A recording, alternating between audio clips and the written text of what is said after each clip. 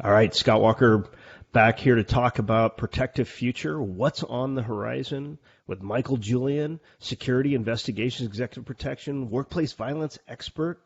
And we're going to just jump right into it. Let's talk about the future of what a lot of people in the media call active shooter or active assailant or active attacker, people who are doing violence in our workplaces, in our schools, in our communities. How is that going to evolve over the near future?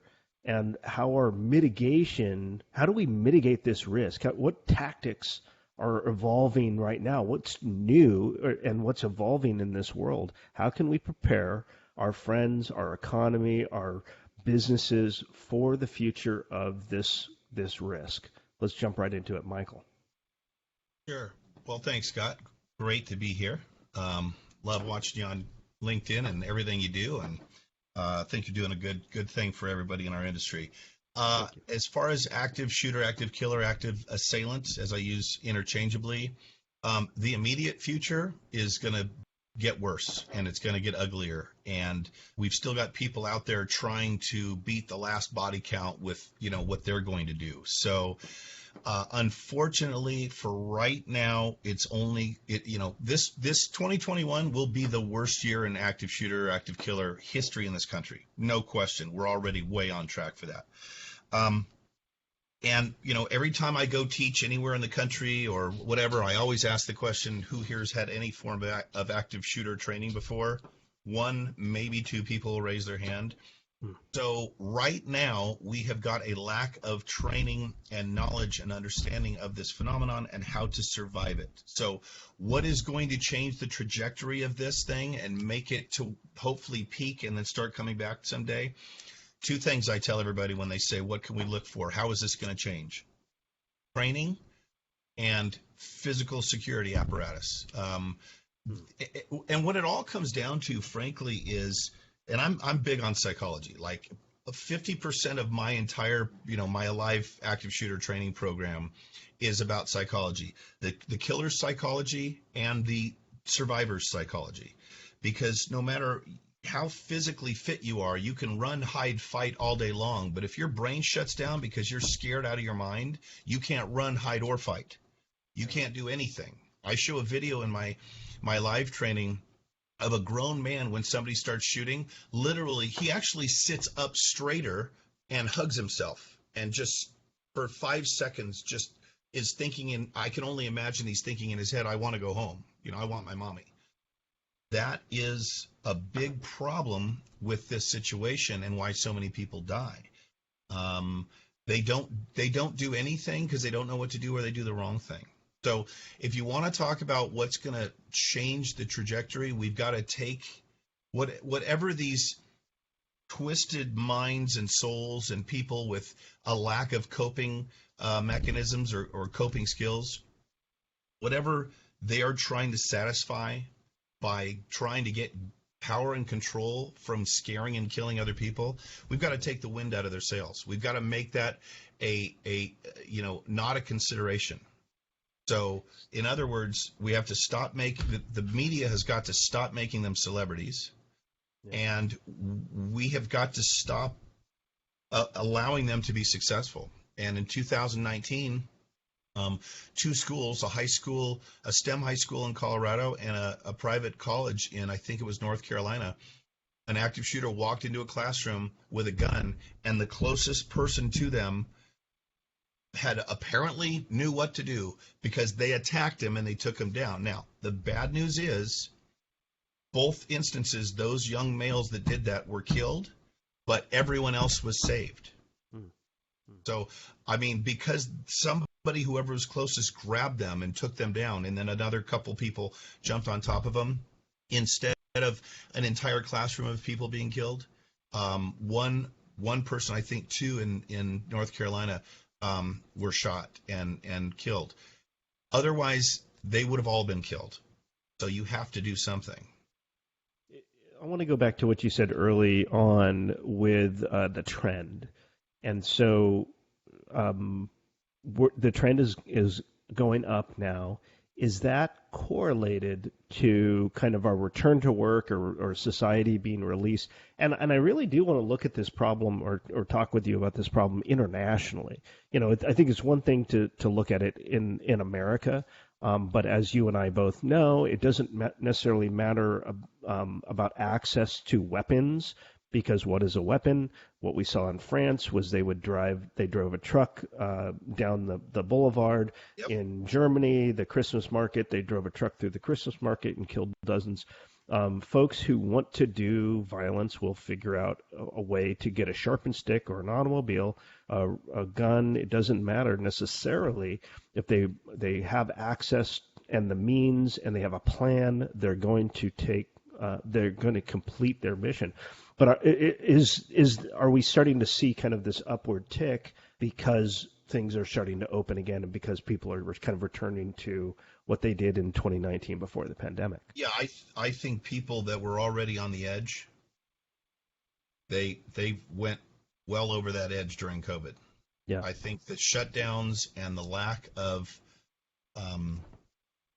socialization, people that were prone to this type of behavior, I think it pushed a lot of them over the edge. And,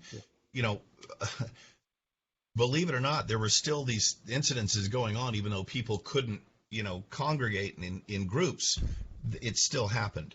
But now that it's opened back up, yeah, the ones that were on their way, they spent 2020 plotting and planning and making fantasizing. a list. Yeah. Yep.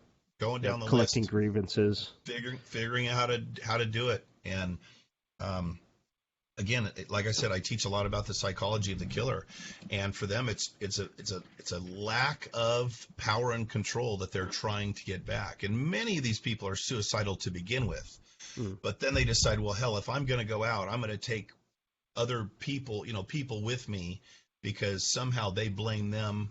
Again, lack of coping skills. They blame society or whoever on where they are in their life, and so they're going to take it out on other people. And so the way to combat this that we've been doing is to have programs similar to A.L.I.V.E, which is something you teach. Is education, does it work? Is it what we're going to be doing in the future? Or do we need to have a different approach here? Education absolutely works. Policies, procedures, in the over 60 years since the federal government mandated school fire drills, not a single child has died in a school fire. Sure. And there's still school fires all the time. But people know what to do because they're taught and they're trained and they drill and they're aware of it. One of my students from 2014 or 15, I think it was, contacted me shortly after the Las Vegas Mandalay massacre and sent me an email and said, hey, I was in the class you taught 2.5 years ago when my employer paid you to come in and teach us all, and because of your class, I knew what to do. And she said when it started happening and she realized what it wasn't firecrackers, it was actually somebody with a semi-automatic weapon shooting. She said once she realized what it was, she reflected back to what I taught her, and she goes, I became calm because I went, hey, I know what to do. So her and her boyfriend hunkered down until the shooting stopped, and she got up to leave, and he goes, what are you doing? We got to stay here. And she said, nope, I'm out of here. I know what I'm supposed to do in this situation. And she got out of there, and her boyfriend were not a victim of Stephen Paddock, on October 1st, 2017. And, the news did a big thing on her, and I got to meet her and talk to her. She came to my office, and it was a really intense kind of emotional situation because she said I hadn't been able to talk about it, really until now. And she cried, and it was like, wow, that's, and that's powerful. When somebody looks you in the eye and says, something you taught me saved my life, it's kind of like, whew, pretty validating. Having kids is probably about the only other more profound thing you'll ever do in your life than somebody say you saved my life. But sure. She said as soon as it happened, the training came back. She goes, I never thought I would ever think about this again. It was a great presentation. She's like, yeah, good job, but whatever. I don't need this, which most people don't think they do. But yeah, and she said, once it happened, I remember what I was supposed to do, and that's what I did, and that's why we survived. So training is 100% going to be a factor in changing the trajectory of this situation. And if these people think they're not going to be successful, maybe they'll find a different way to fill that void in their life, like get a gym membership, or I don't know, freaking, start playing Dungeons and Dragons. I don't know, anything. But for whatever reason, they go negative and dark and decide that they're going to take it out on the world. I also strongly believe that, as executive protection guys, we know that the best protector is the one that doesn't have to get your principal out of danger because you avoided it, right? You kept them away from that. I think that, teaching coping skills early on in life and talking to people and working on, mental health will definitely help, especially these kids in schools and stuff. I mean, there's so many ways to avoid this type of situation for so many people. Not all of them. Some of them they're going to do it no matter what. But I think, like in my program, we teach the warning signs. Like, perfect example. Liz Moreno at the Las Vegas shooting heard crack, crack, crack, and everybody thought it was firecrackers because they had never been trained or heard probably real firepower, only what they show on TV. If she'd been trained, she could have responded even sooner. If people are trained on what to look for, on the recognition, the signs of pending violence or whatever emotional and psychological turmoil that would cause someone to go there, they could start addressing it sooner. And another thing we say, you've heard see something, say something. That's right. When the FBI did their study on averted school violence, it almost always came down to somebody recognized that these kids were messed up. There was something going on, whether it was trauma at home or, at school or bullying or whatever. Somebody said something and it was addressed. Very rarely was it just by chance they happened to go, whoa, what are all that duffel bag of guns in the back of your car? If we know what to look for, if we keep our antenna up and our radar on and we see things, which through situational awareness, which is not taught to everybody. Guys like us, my father was military and then law enforcement. I grew up having it beat into my brain, I mean, he started my company 54 years ago. I used to play with my little Tonka trucks on the floor in his office. We know situational awareness because it's always been part of our lives. Most people don't have that gift, are not fortunate enough to have been taught that, just by being around it. So we need to teach people that. So yeah, training, the short answer is yes, training. We got to have way more training. Not even if it isn't mine, just about any training in this regard is better than no training. And you talked about how 2021 we'll see record numbers of these types of mass casualty incidents. I mean, shoot, we see that in Chicago on a weekend. But do you have a sense for where the trend is going as we're going to be now returning to schools? Schools are going back to being in session, in person, kind of all over. Do you think we'll see more violence in schools, in hospitals, or in kind of medical settings, or do you think events will?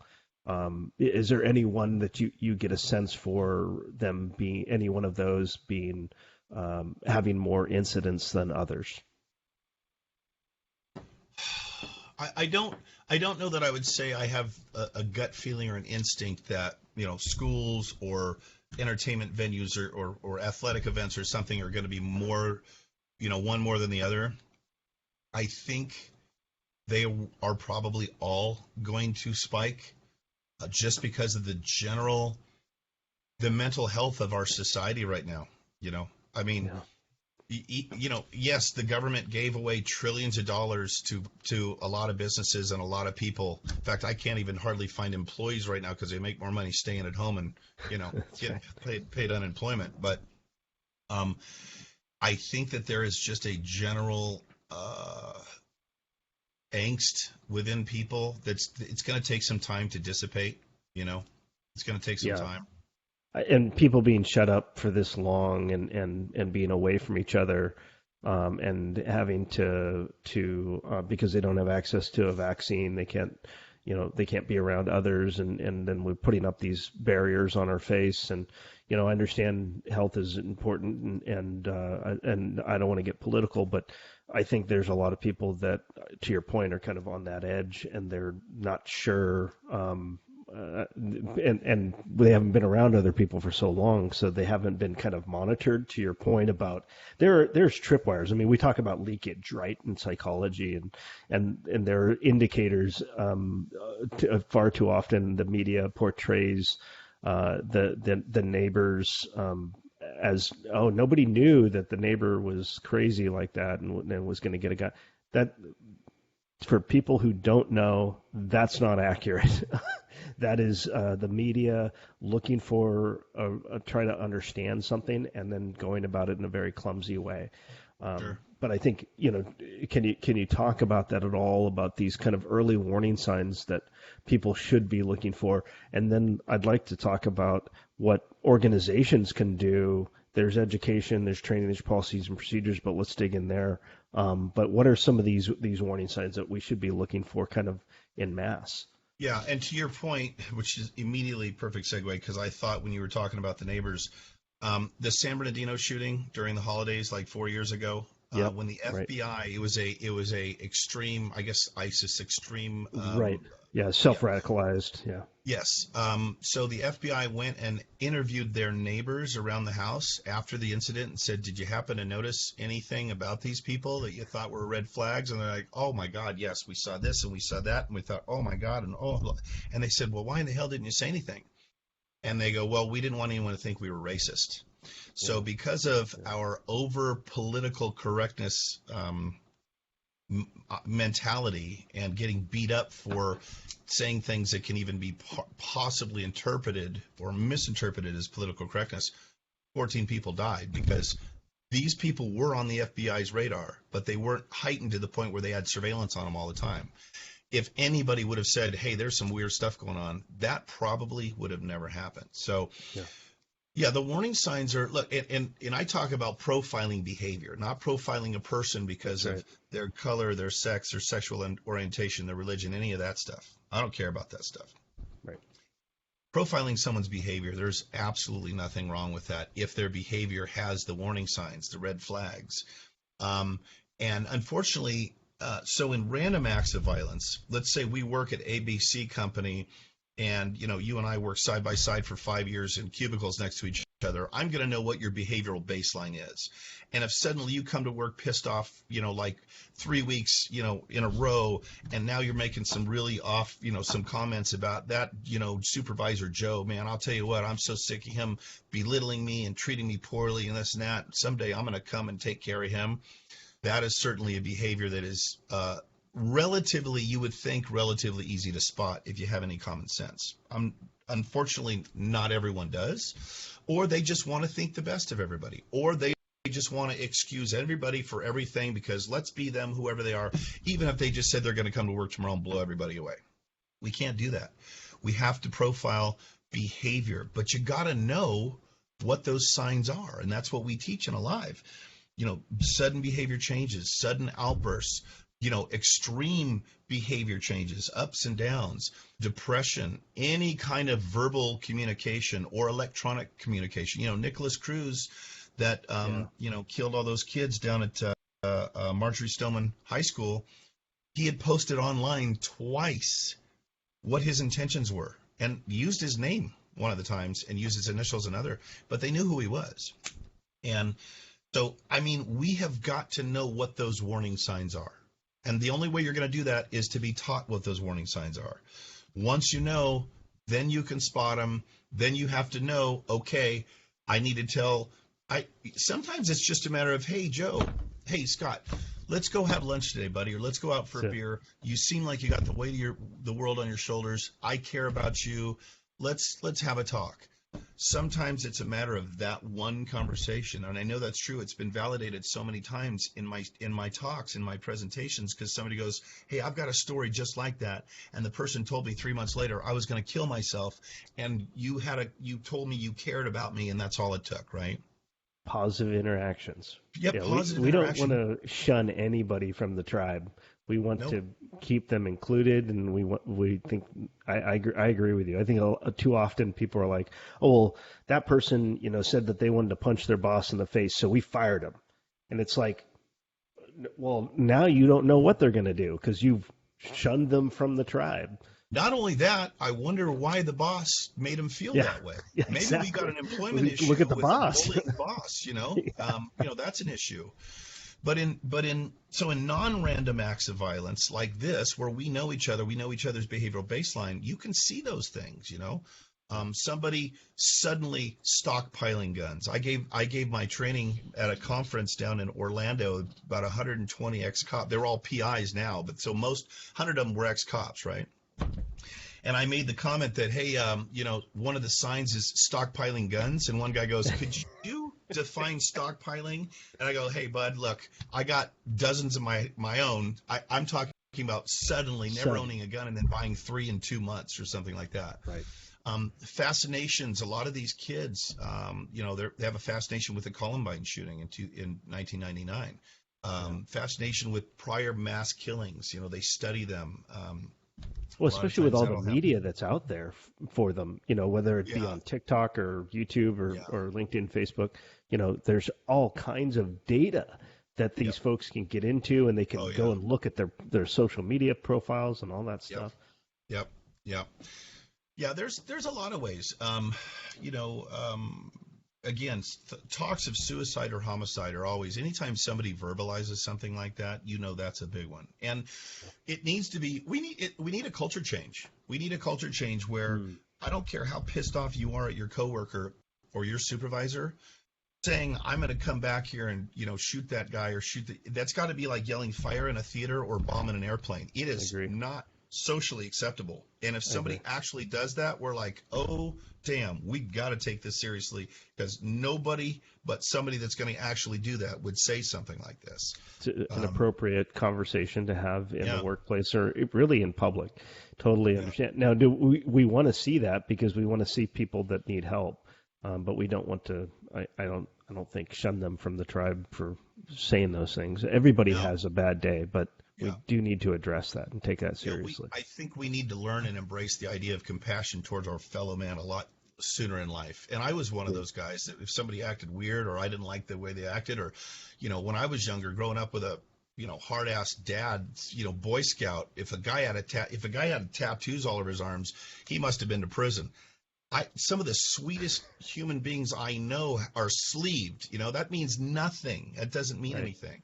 So we got to not judge the person for the way they look. We need to be more compassionate and just keep an eye out for their behavior and start going and they're compounded behaviors. It's not just everybody has a bad day.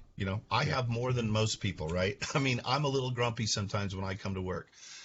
But if you have several, and let's say all of a sudden, let's say somebody's, wife is divorcing them and their kid just OD'd on drugs and, they're losing their house. All of those things can compound and drive people, normally sane, reasonable people, and drive them towards the edge to do some things. And, we now know this after studying this for so many years. The only one we really still haven't been able to figure out is Stephen Paddock, the Mandalay shooting.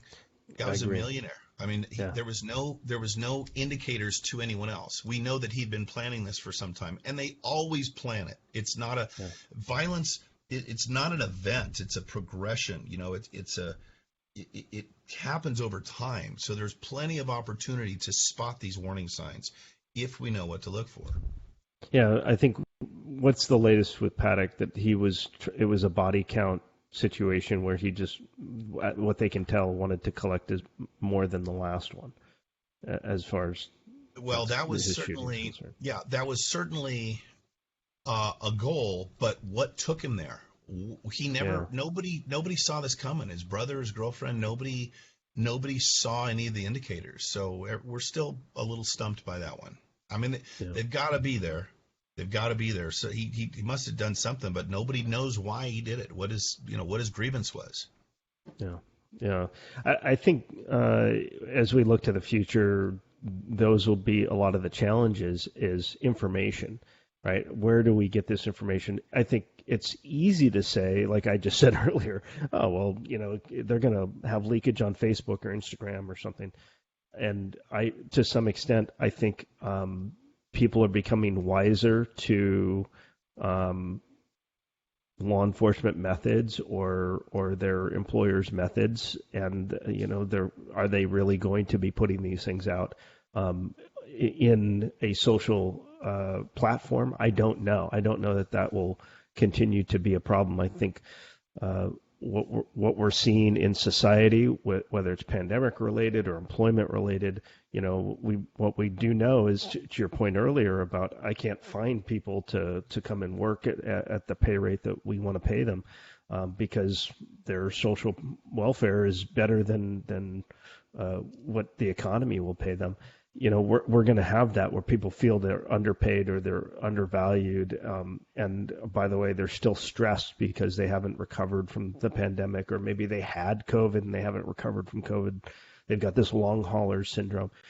There's a lot of things going on, and that we're not even talking about politics and what they call fake news and social justice and all these things that what I term as friction.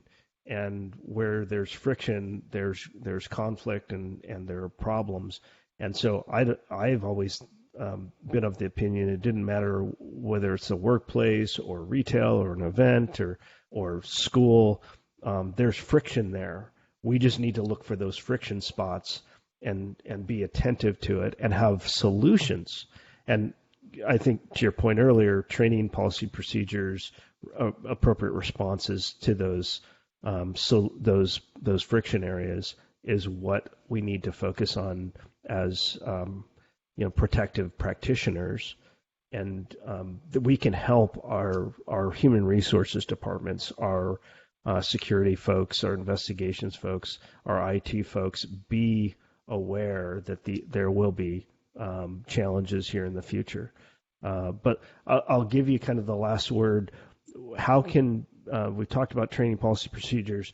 How can individuals be more aware? Is there something they have to continually educate themselves on, or is there something that they can do besides getting education to be ready for this? Because I always believe, train yourself first, and then Sure. you can kind of train others. Yeah. Well, mindset. I talk a lot about mindset in my program. I talk about two kinds of mindset. Security mindset, which is prevention, avoidance, training, preparation. That is what people need to be mindful of up until the incident occurs, and then that all goes away and it kicks into survival mindset. So we need to change our mindset. Look, the world is it's not getting better. It's getting worse. Things need to change. We need to be proactive. Security needs to be built into every company's budget when it comes to protecting their people, because without their people, they're not going to be anything. Okay. Right. It doesn't matter if you're making a widget or you're cleaning carpets or you're building Teslas or whatever. Without your people, you got nothing until everything's automated with robots, right? But somebody's got to build the robots. That's right. So mindset has people just got to change their mindset. In my book, the first chapter is titled, "It'll Never Happen to Me." And that is there's literally a psychological term called the optimism bias, which is basically just living in denial or wanting to believe the world's a happy, healthy place because it's way less stressful than realizing how shitty things can be and being prepared for those things. So changing your mindset and living in reality and going, maybe instead of a lady going to the mall at 8:00 at night to try and get her makeup right before the Mac store closes, and then walking through that parking structure by herself, maybe just go tomorrow morning or something like that. I mean, change your mindset to think about what could happen and then be prepared for what could happen. And by the way, I have to bring this up. We talk about training, not just mental training, but physical training. I spoke in Michigan about 6 weeks ago to a big group of people right there by where they make the Pfizer COVID vaccine. It was same city. And I always ask this question: who here has had any form of self-defense training? And I had majority of the participants were men, and then there were several women as well. Nobody apparently had been in the military or law enforcement, and nobody had taken taekwondo as a kid or karate or anything. And I said, you're literally walking around naked in a snowstorm if you don't have some physical form to protect yourself, and also the psychological confidence of knowing you know how to protect yourself. And that's why Liz Moreno survived. She went, wait a minute, I know what to do. And she focused on doing it instead of, oh my God, I'm going to die. So people need to change their mindset. They've got to be aware of the fact that the world ain't perfect, and it's getting worse, and bad people, there's more of them out there now. And they need to be ready for when that day comes. Hopefully that day will never come, but if it does, they need to know what to do. I think that's a great sentiment. Having that mindset, it's not something that a lot of people talk about. We want a widget to solve these problems, but ultimately, I think it comes down to your survival mindset. I think you're absolutely right, Michael. Thank you for being on the program. Love talking about the future of where these violent acts are going and how to prepare our economy, our society to be ready to combat them and to mitigate them. They're not going away. The world is only getting smaller and more violent, unfortunately. And I think having this mindset is really, really important. And what I'll say to folks at home, please, every time you click the like button, whether you're watching this on YouTube or LinkedIn, that helps get this message out a little bit further. We can't do this without you folks watching at home. If you are on LinkedIn, make sure I'll tag myself and Michael in this. Connect with us. Michael is an expert in this. Ask these questions to him if you do have them. If we didn't answer something, put that in the chat below. Let's keep this conversation going, because the only way we're all learning and continuing to understand our evolving world is through conversation. And that's why I appreciate you being here, Michael. And please like, comment, subscribe to these things. Again, we get the word out much more broadly. And until next time, we will be talking about the protective future and what's on the horizon. Thanks, Michael, for being here. My pleasure, Scott.